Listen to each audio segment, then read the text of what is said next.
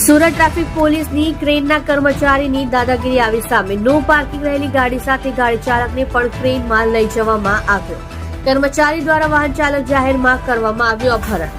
સમગ્ર ઘટના વિડીયો થયો વાયરલ. સુરત પોલીસ પાર્કિંગમાંથી પણ ગાડી ઉપાડી જવાનો વિડીયો પણ સામે આવ્યો હતો.